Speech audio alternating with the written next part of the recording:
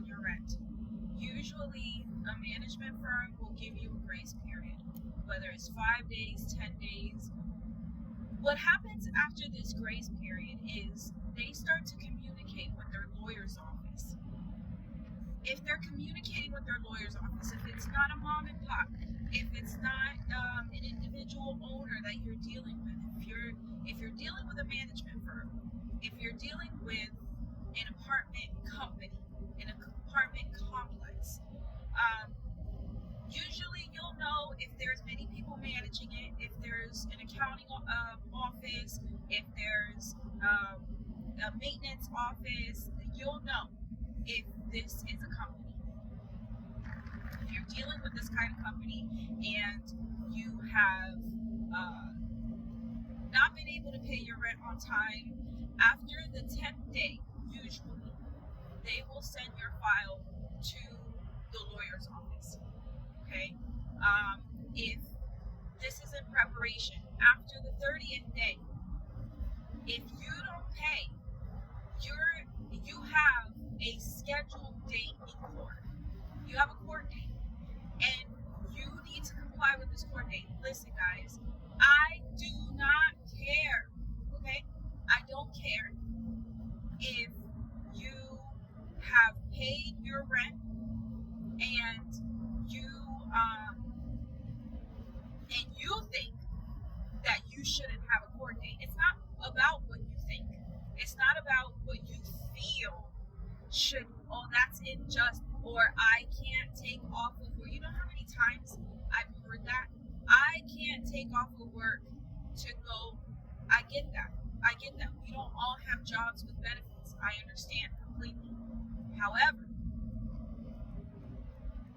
you losing out on $100 to $200 a day if you work in however much you get paid a day, you losing out a day's worth of pay is nowhere near what you will have to pay if your file moves for eviction.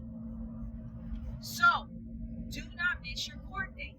This is very important because after 4 to 5 court dates, your file is eligible for automatic eviction.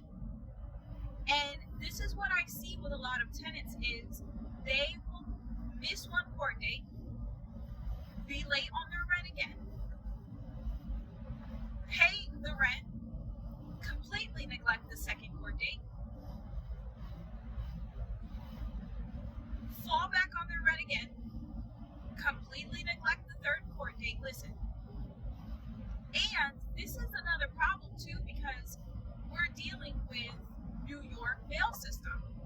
You don't know if the mail is being intercepted, and you need to be able to know what's happening with your file because it is your responsibility to stay on top of your household. It's your responsibility to make sure that you are able to stay in your unit. This is the problem is a lot of people think, why won't you help me? Okay. Like, this is a business, okay? Another thing that I hear a lot is, oh, well, I get paid on such and such date, and this is when I can work to make it up. Because this is the problem, is once you reach that point where you are eligible for automatic eviction, you don't want to get there. Because once the owner has the opportunity to automatically evict you, then that will happen. Because if you're proving that you don't have the ability to pay, you are a liability. A lot of landlords, especially capitalists, will just see you as a number. You're not a human. You are a number. And unfortunately, what I've seen is on my end of things, I have to deal with the tenants one-on-one. And then the owner doesn't deal with the tenants one-on-one. The owner doesn't see the tenants. They don't see the humans. They see reports. They